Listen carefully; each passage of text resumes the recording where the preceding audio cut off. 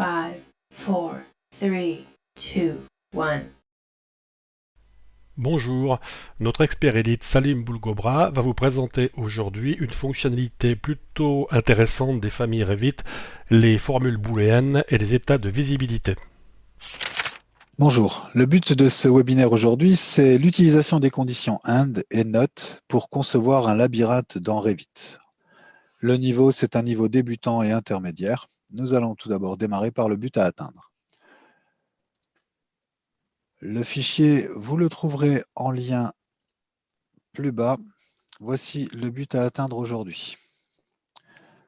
Vous trouverez ici trois familles qui sont une famille PP, une famille PV et tout ça intégré à l'intérieur d'une famille cadre. Dans cette famille cadre, il y a un PP, c'est-à-dire un passage plein, une géométrie rectangulaire qui va jusqu'en haut du cadre. Et cette famille a été positionnée suivant le view cube, vue avant, droite, arrière et gauche. On a aussi une famille PV, passage vide, un simple cadre qui va nous permettre de pouvoir switcher entre je passe ou je ne passe pas, c'est-à-dire une notion de visibilité où l'un va s'exprimer et donc il sera visible et l'autre ne pourra pas être visible, donc il sera masqué. Dans ce but à atteindre, voilà ce que l'on va obtenir. Au niveau type de famille, notre but, c'est d'avoir des paramètres de données qui seront des oui-non et qui vont, lorsque l'on va les décocher, nous permettre, par exemple ici, de passer par devant, ce que j'ai nommé avant, et arrière, pourquoi pas. Et ça va être notre base pour concevoir notre labyrinthe. Nous allons automatiquement masquer l'aperçu de la visibilité, fermer ce fichier et ouvrir notre fichier de travail. Notre fichier de travail, c'est celui qui s'appelle cadre complet fichier de travail.rfa.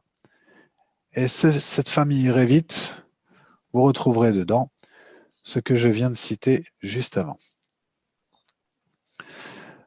Si le besoin se fait sentir par certaines personnes d'avoir la vidéo de conception des trois familles, c'est-à-dire le cadre, le passage plein et le passage vide, aucun problème, laissez juste un message et on réenregistrera ces trois familles et l'assemblage des passages pleins et passages vides à l'intérieur du cadre.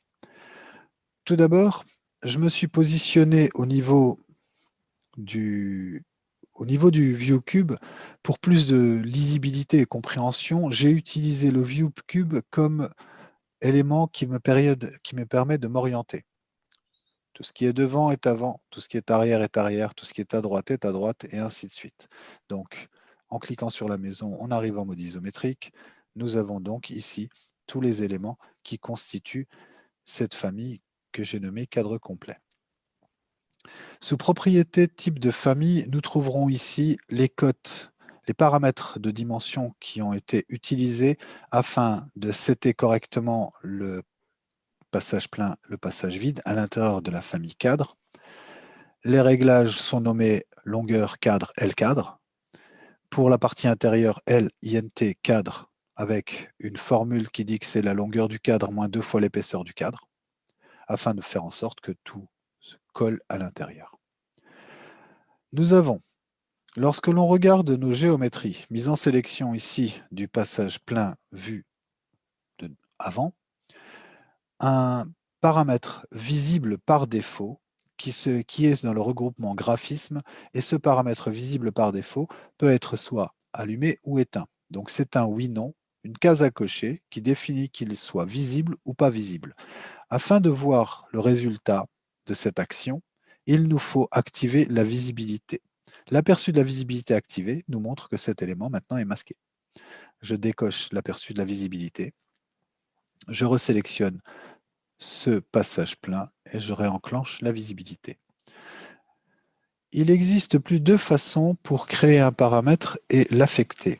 La première façon, c'est d'utiliser la sélection de la géométrie, de se positionner sur le regroupement graphisme, sous le paramètre visible et d'aller tout à droite et d'utiliser l'association aux paramètres de la famille. En cliquant sur ce bouton, vous avez la possibilité de pouvoir associer aux paramètres de la famille un nouveau paramètre. Étant donné que c'est de la visibilité, automatiquement, c'est défini comme type de paramètre dans oui, non. Donc ici, on va créer un nouveau paramètre. Ce nouveau paramètre, c'est la visibilité qui gère le panneau plein. Donc, je vais le nommer pp underscore avant. Paramètre d'occurrence, le regroupement est déjà mis dans autre. C'est déjà un type de paramètre oui, non. Il ne nous reste plus qu'à valider OK. On valide OK. Dans type de famille, on retrouvera ici, sous le regroupement autre, pp underscore avant, entre parenthèses par défaut parce que c'est un paramètre d'occurrence, et ici, il est coché. Si je le décoche, que j'applique, je valide OK, j'allume l'aperçu de la visibilité, le résultat est clair. Je reviens dans type de famille, j'allume ici la visibilité, j'applique, c'est visible. La deuxième façon de pouvoir créer ce paramètre, c'est d'aller tout de suite dans type de famille, sous nouveau paramètre. Et là, on doit faire tous les réglages, c'est-à-dire qu'on doit d'abord positionner le type dans oui, non, choisir occurrence, définir un nom. Donc ici, nous avons fait le pp avant, on va faire le pv underscore avant, puis regrouper cela de nouveau sous autre. En paramètre d'occurrence, on valide. La différence entre le premier et le deuxième au niveau de la création, c'est que le premier est déjà affecté, le deuxième ne l'est pas encore. On va valider OK. Nous allons sélectionner la géométrie qu'il doit concerner, c'est-à-dire le PV. Maintenant que le PV est sélectionné, sous visible, on va aller cliquer sur associer aux paramètres de la famille et choisir PV avant. Valider OK. Cela grise le oui/non ici case à cocher dans les propriétés. Et nous avons donc le résultat qui est attendu. Si je me positionne ici, et si je lui dis de décocher PP, appliqué, seul le cadre reste visible. Si je décoche PV, ici, il ne reste plus que le cadre qui constitue ma base. Je valide OK. On va continuer. Et on va le faire d'une manière plutôt graphique, mise en sélection de l'élément. Venir créer ici, associé aux paramètres de la famille, un nouveau paramètre d'occurrence que l'on va regrouper sous autre et que l'on va nommer pp arrière. On valide. On valide. On va basculer sur propriété type de famille, décocher, appliquer, c'est propre. On va sélectionner celui-ci et on va basculer sur visible, associé aux paramètres de la famille, nouveau paramètre que l'on va nommer pv underscore arrière. En occurrence, regroupé sous autre, on valide OK. On valide OK. Dans type de famille, on va le décocher. Ainsi, on ne perdra pas le fil de ce que nous sommes en train d'exécuter. Il nous reste encore à faire les deux panneaux pleins à droite et à gauche. On sélectionne celui de droite. Sous propriété, le sélecteur de type nous montre bien que c'est un PP, un modèle générique. Et sous visible, on va associer aux paramètres de la famille que nous allons nommer pp underscore droite. On le place en tant que paramètre d'occurrence avec un type oui/non par défaut parce que c'était de la visibilité et sous autre pour le regroupement. On va valider. Dans type de famille, on va le décocher, on applique, on valide. Ici, nous allons effectuer la même chose sur le côté gauche. pp underscore gauche. En l'occurrence, autre, OK, OK. Et on va décocher. Les deux derniers, ce sont les passages vide droit et le passage vide gauche. Mise en sélection, associé aux paramètres de la famille, nouveau paramètre, PV droite, occurrence, OK, OK, et le PV gauche,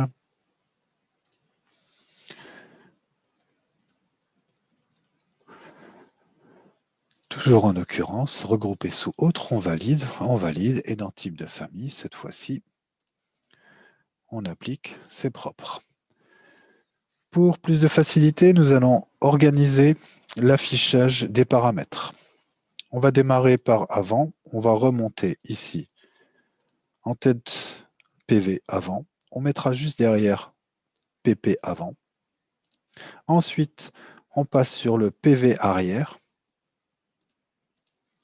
Cette organisation sert juste à nous aider plus tard quand on viendra mettre les formules. Donc PV avant, PP avant, PV arrière, PP arrière. PV droite, PP droite, PV gauche, PP gauche. On applique, on valide OK. Nous avons besoin maintenant de paramètres qui ne seront pas reliés à des géométries. Ce sont des paramètres qui vont nous servir pour les notions de formules. Et comme je l'ai dit au début, nous allons utiliser les formules conditionnelles AND et NOT pour pouvoir nous aider à concevoir un labyrinthe facilement dans Revit. J'ai affecté à ces paramètres la notion d'occurrence et pas de type afin de pouvoir les gérer individuellement. Donc un paramètre d'occurrence, c'est le paramètre qui va pointer directement sur l'élément mis en sélection et non pas sur l'intégralité des éléments qui ont le même type. Ici, la formule conditionnelle AND est syntaxée suivant cette forme. AND, ouvrez la parenthèse, condition 1, virgule, condition 2, fermez la parenthèse. Donc nous avons, pour que AND fonctionne, deux conditions. Dans le cas d'un oui-non, il suffit d'appeler la condition, le paramètre, pour qu'il soit validé. Donc, AND condition 1, condition 2, dans notre cas de figure, la notion de condition 2 est nécessaire. Obligatoire, je dirais même à la limite obligatoire, oui. Éteignons la visibilité en aperçu et basculons sur propriété type de famille. Ici, j'ai donc sous autre tous mes paramètres. Je vais créer un nouveau paramètre que je vais appeler passage. Ce nouveau paramètre passage est un paramètre d'occurrence que je vais définir comme type en oui-non et que je vais regrouper sous données. Je vais valider OK. J'ai déjà ici sous données passage. Étant donné que je ne veux pas toucher à ce bouton, le mettre dans données ne va pas trop être aidant parce que la majeure partie des gens qui vont voir ou qui vont l'utiliser plus tard verront avant, arrière, droite, gauche et ils verront passage et ils ne sauront pas trop à quoi sert passage. On peut éditer en cliquant sur le stylo et définir que passage ne va pas être regroupé sous données mais sous autre. Et comme il s'est mis tout en bas, je vais le remonter. Je vais le placer ici. J'applique. J'ai besoin maintenant de paramètres qui vont gérer le lieu, l'endroit par lequel je vais autoriser le passage.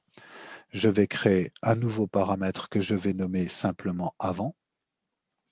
Paramètre d'occurrence, ça va être un oui-non afin de pouvoir avoir un bouton à cocher et je vais le mettre sous données. Je vais créer les trois autres passages au niveau, toujours en gardant à l'esprit que ma nomenclature de nommage a été faite avec la vue avant, droite, gauche, arrière. Donc ici, nouveau, arrière. En l'occurrence, c'est un oui-non et le regroupement sous données. Les deux derniers sont droite et gauche, toujours en occurrence, en oui-non, sous données. Et le petit dernier, gauche, en occurrence, oui-non et regroupement sous données. Je peux appliquer et je vais placer avant en première position, arrière juste après, droite et gauche, ce qui me permet d'avoir avant, arrière, droite et gauche. Donc là, pour l'instant, c'est logique. J'applique, je valide. J'ai donc maintenant des boutons, des cases à cocher, des oui-non, qui pour certains, gèrent la géométrie et pour d'autres sont simplement là pour m'aider dans ma notion de condition. J'ai déjà dit que la syntaxe pour une condition AND, c'était AND, ouvrez la parenthèse, condition 1, puis condition 2, séparée par une virgule, fermez la parenthèse. Une autre condition va être utilisée ici, c'est la condition NOT. Et NOT, au niveau syntaxe, s'écrit NOT, ouvrez la parenthèse, condition, fermez la parenthèse. Nous allons maintenant rebasculer sur allumer l'aperçu de la visibilité, l'activer, puis utiliser ici, déplacer un petit peu notre dessin afin d'avoir plus de visibilité, et passer sur propriété type de famille, ouvrir un petit peu, et commencer par décocher tout le monde ici. Dans PV, nous allons utiliser la syntaxe AND. Donc AND, ouvrez la parenthèse. Condition 1, je veux passer par devant, donc avant, virgule, condition passage obligatoire, fermez la parenthèse, entrée. Si donc je coche la vue avant, ça coche PV avant, donc le passage vide avant. Le passage plein est décoché. Dans la ligne qui gère le passage plein, je mets AND, ouvrez la parenthèse et la condition NOT, fermez la parenthèse, pardon, ouvrez la parenthèse, avant, fermez la parenthèse, virgule, passage. Fermez la parenthèse, entrée. La virgule non attendue, c'est parce que j'ai mis un signe égal. J'applique,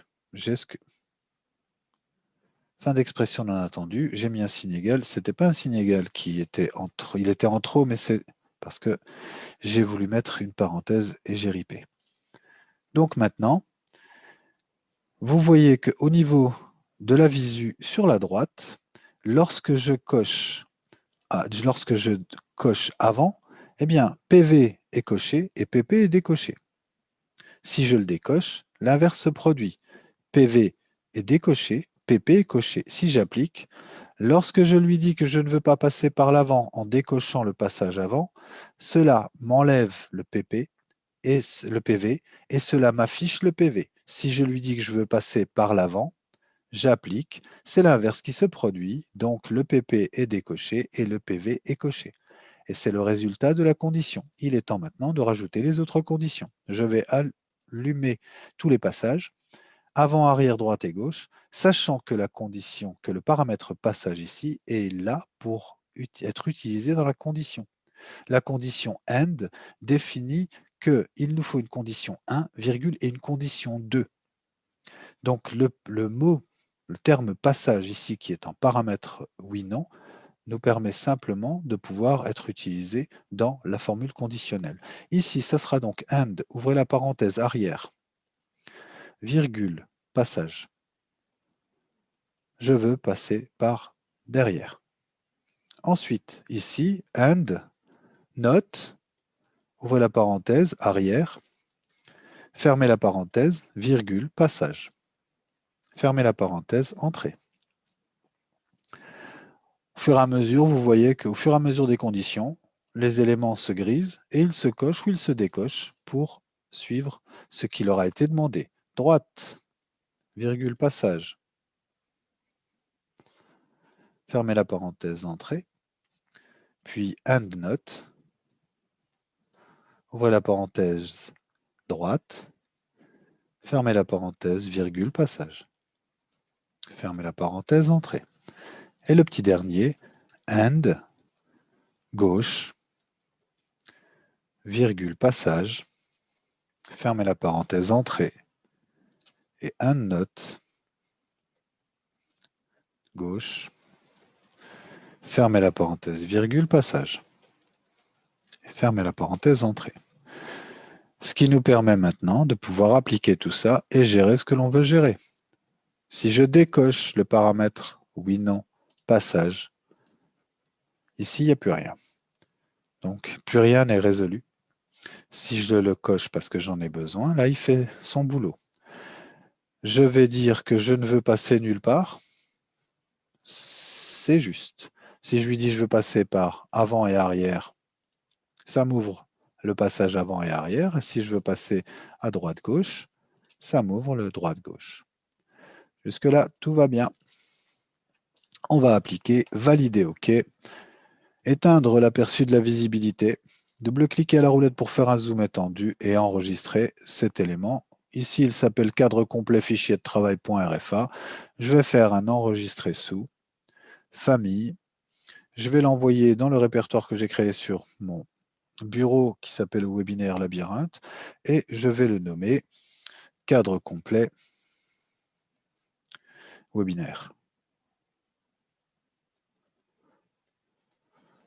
Dans les options ici, j'ai laissé le nombre de sauvegarde maximale à 1. Je vais valider OK et je vais enregistrer. Il se nomme bien cadre complet webinaire.rfa. Je vais pouvoir maintenant faire fichier, nouveau et créer un nouveau projet à partir du gabarit architectural, valider OK et nous allons passer à la partie 2 de ce webinaire qui est la création du labyrinthe. Le fait d'avoir gardé ce fichier ouvert ici me permet de bénéficier, quel que soit l'onglet dans lequel je suis, des deux derniers boutons qui sont chargés dans le projet et fermé. Il a déjà été enregistré, chargé dans le projet, fermé, ne m'apportera pas grand-chose à part le fait de me fermer ce fichier. Et chargé dans le projet va le garder ouvert et me permettre de le charger dans le nouveau projet. Je vais utiliser charger dans le projet fermé et étant donné que Revit n'a qu'un seul projet d'ouvert, il le charge par défaut, il me ferme cet élément et je vais pouvoir ici venir placer ceci. Je vais appuyer sur échappe. Je viens de placer cet élément. Comme le plan de coupe est placé à 1,20 m, au niveau de mon plan d'étage de niveau 0, sous étendu, ma plage de vue, ici définit que mon plan de coupe est décalé à 1,20 m au-dessus du 0 de ce niveau. Donc c'est pour cela que je ne vois pas l'élément au complet. En basculant sur la vue 3D, je vois ici cet élément. Lorsque je le mets en sélection, je retrouve automatiquement ici la valeur, les données, sous données, les oui-non à cocher qui font que maintenant j'ai le fichier au complet. Dans mon niveau 0, je vois ce que j'ai produit. Je vais pouvoir mettre en sélection et définir un réseau. Modifier réseau. Le réseau va être un réseau rectangulaire que je ne regroupe pas. Sinon, je serai obligé de rentrer dans le groupe pour pouvoir modifier. Je vais le déplacer vers le second et dire que j'en veux 5, ça ira très bien. Vous pouvez monter à tout ce que vous voulez, il n'y a pas de souci par rapport à cela. Et puis comme je dis que j'ai déplacé ça vers le deuxième, eh bien, je vais lui choisir un point de départ, un point d'arrivée, et lui, il va faire ce que je lui ai demandé, c'est-à-dire de prendre la distance entre le premier point et le deuxième point et de multiplier ça par le nombre d'éléments que je voulais. Je continue, je fais maintenant mise en sélection ici, je définis de nouveau un réseau rectangulaire, et ce réseau rectangulaire, je vais lui dire que j'en veux 5, avec un déplacement vers le second, je prends le premier point, je le remets ici, et j'ai donc maintenant ici ce quadrillage qui est fait de cadres uniquement. Dans la vue 3D, voilà ce que nous obtenons. Je vais changer le style visuel pour de la couleur uniforme, ça sera beaucoup plus... On ne subira pas la modification par rapport au côté. Dans notre niveau 0 ici, nous allons créer un labyrinthe. Pour créer un labyrinthe, simplement sélectionner la géométrie et définir de quel côté on veut passer. Ici, on va dire que l'on veut... Alors, partons plutôt de ce côté-là, pourquoi pas, côté milieu. Et au centre ici, on va déjà ouvrir vue avant. Donc on va dire je passe par vue avant. Mettez la souris dans le dessin, ça valide pour vous. Ensuite, on va aller faire un saut au niveau arrière. Donc on passe avant et arrière. Ici, prochain élément, on vient de l'avant et on va aller faire un tour sur la droite. Et on va continuer ainsi pour créer son labyrinthe. On vient de la gauche et on repart sur l'avant. On va sélectionner celle-ci en disant qu'on arrive de l'arrière et qu'on va aller sur la droite. Et on peut ainsi, au fur et à mesure, tranquillement gérer le déplacement. Je pense que vous avez compris ce que nous avons fait ici. On va sélectionner ces trois-là pour dire que c'est avant-arrière. Celle-ci pour dire que c'est arrière. Là, ça va être avant. On va prendre alors tout cela pour dire que l'on va basculer côté gauche. On reprend cela pour dire que l'on va basculer ou passer à droite. Et on va aller faire encore un petit Z, enfin un petit S et redescendre et sortir par ici. Donc là, ici, on veut passer du côté... On ne veut pas passer du côté-ci, on veut passer du côté là. Donc on va sélectionner celui-ci et passer du côté gauche, non droite, vers l'avant.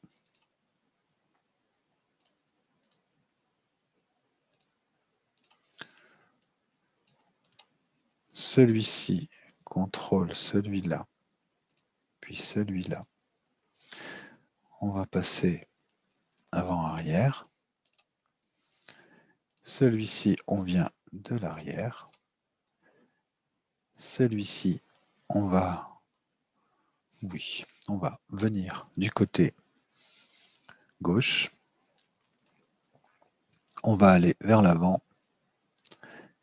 Et avec celui-ci, on va juste aller côté droite. Et là, nous avons ici un passage gentil qui va nous permettre simplement de venir enregistrer une petite vidéo en tant que visite virtuelle afin de pouvoir sortir un fichier AVI de cela. Dans l'onglet Vue, groupe de commandes créées, sous Vue 3D, nous allons pouvoir créer une visite virtuelle. En cochant visite virtuelle, nous avons ici une valeur de décalage à 1,75 m. On va placer cette valeur de décalage à 1,50 m. On va venir prendre source, cible, cible, et ainsi de suite. Ce qui va nous permettre d'avoir la position des caméras les unes derrière les autres. On va essayer d'éviter de faire des virages un peu trop conséquents. Dès qu'on a terminé, on annule. Nous voici avec le cheminement qui va bien. Dans l'arborescence de notre projet, Revit a créé un regroupement visite virtuelle dans lequel on retrouvera notre visite virtuelle. Cette visite virtuelle, on a la possibilité, si on ne la voit plus dans le niveau, de faire un clic droit dessus et de demander à afficher la caméra, ce qui s'affiche. De demander à modifier la visite virtuelle. La modification de cette visite virtuelle se fait d'abord sous Autre. Vous avez ici le nombre d'images de la visite virtuelle en cliquant sur le nom 300. Ici, il y a 300 images en 15 images par seconde pour une durée totale de 20 secondes. On va lui dire qu'on veut 600 images. On applique. On va demander 30 images secondes. On applique, ce qui nous fait une durée totale de 20 secondes. On va pouvoir appuyer sur OK. Ouvrir la promenade virtuelle et revenir à la toute première image clé. On va dézoomer. On a la possibilité de jouer avec la limite de ce qui est enregistré, en fait le range de cet enregistrement. Il ne faut pas trop tirer dessus parce que ça risque de déformer tout cela.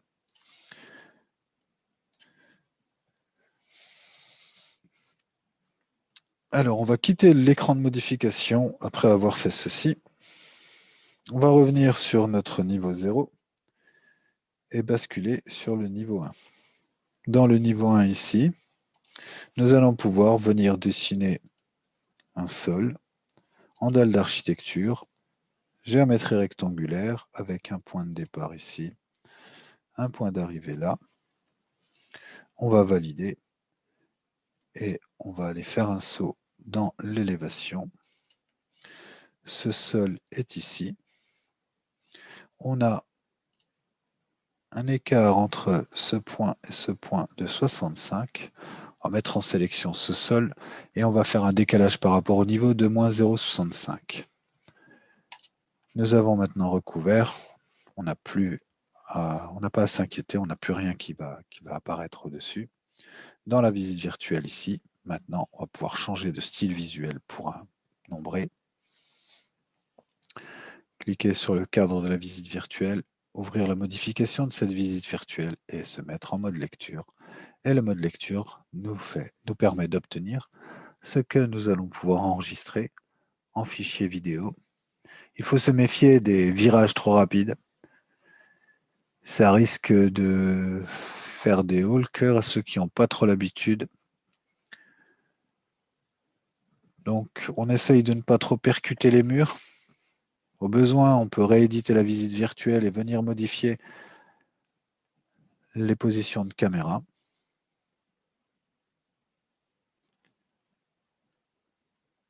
Si on a besoin de faire un rendu qualitatif, on peut venir ajouter des matériaux et lancer un calcul qui prendra un poil plus de temps. Et nous voilà sortis.